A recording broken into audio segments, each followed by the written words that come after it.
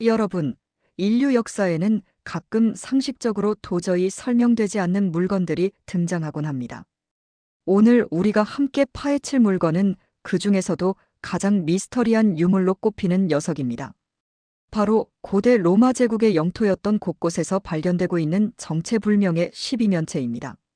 손바닥 안에 쏙 들어오는 이 작고 기묘한 구리덩어리가 왜 현대 고고학자들을 100년 넘게 멘붕에 빠뜨리고 있는지, 그리고 왜 이 물건에 대한 기록이 인류 역사에서 통째로 사라졌는지, 그 소름 끼치는 진실을 지금부터 추적해 보겠습니다. 이야기는 유럽의 고대 유적지 곳곳에서 시작됩니다. 영국부터 네덜란드, 프랑스, 그리고 멀리 헝가리까지 옛 로마 제국의 국경지대였던 곳에서 아주 이상한 유물들이 하나둘 발견되기 시작했습니다. 지금까지 발견된 것만 무려 116개나 됩니다. 모양은 아주 독특합니다.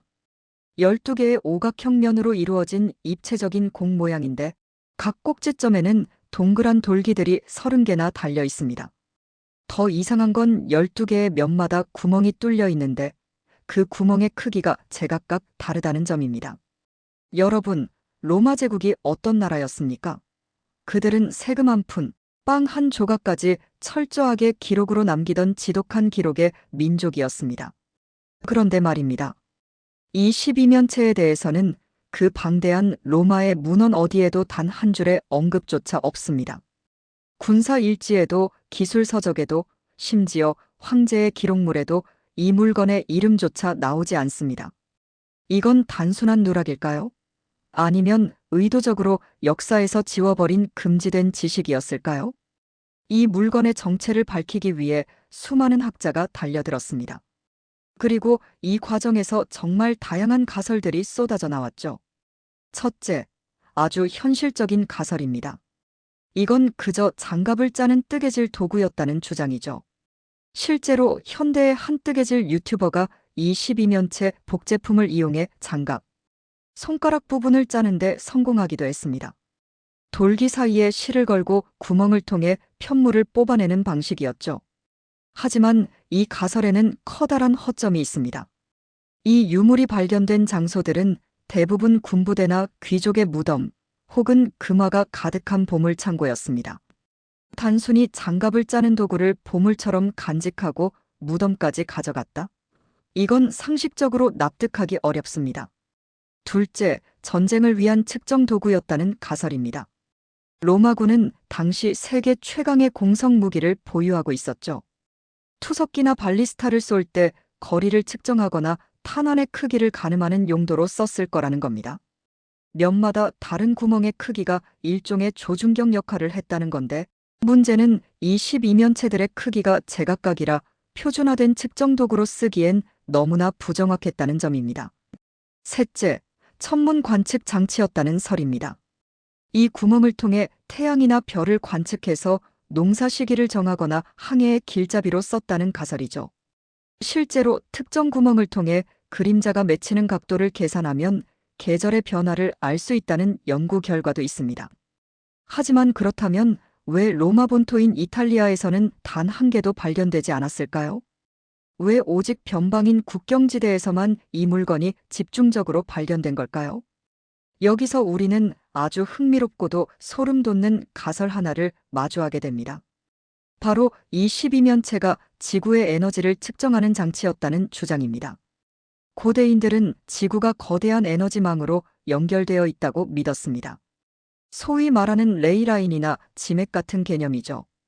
최근 일부 대한 역사학자들은 로마가 정복전쟁을 벌일 때 이 12면체를 이용해 해당 지역의 가장 강력한 에너지 지점을 찾아냈다고 주장합니다. 전략적으로 중요한 요충지에 요새를 짓거나 사원을 세울 때 이 도구가 일종의 초고대 GPS 역할을 했다는 것이죠. 특히 흥미로운 점은 이 유물들이 발견된 장소가 대부분 게르만족이나 켈트족과의 접경지대였다는 사실입니다. 로마는 미지의 땅을 점령하면서 그곳의 영적인 기운이나 지형적 특성을 완벽히 통제하고 싶어 했습니다. 이 12면체는 로마 황제와 핵심 장군들만 알고 있던 비밀 결사대의 전유물이었을 가능성이 큽니다. 너무나 강력하고 위험한 도구였기에 기록조차 남기지 않고 구전으로만 전수되었던 하이테크 장비였을지도 모릅니다. 하지만 이 미스터리는 여기서 끝나지 않습니다. 4세기경 로마 제국이 기독교를 공인하면서 이 12면체들은 갑자기 자취를 감춥니다. 주류 종교의 입장에서는 이 기묘한 도구가 이교도들의 주술이나 마법 도구처럼 보였을 겁니다. 혹은 새로운 권력 체제를 위협할 수 있는 금기된 과학기술로 분류되었을 수도 있죠. 결국 수많은 12면체는 땅속 깊이 묻혔고 그 사용법을 알던 지식인들은 처형되거나 사라졌습니다. 인류의 기술 계보에서 한 축이 통째로 잘려나간 셈입니다. 여러분, 이 작은 구리덩어리가 우리에게 던지는 메시지는 명확합니다. 우리가 알고 있는 역사는 사실 승리자에 의해 철저히 편집되고 세탁된 결과물일 수 있다는 겁니다.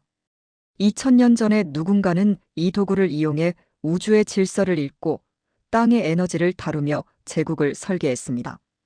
그러나 오늘날 우리는 그 도구를 손에 쥐고도 장갑 짜는 도구인가?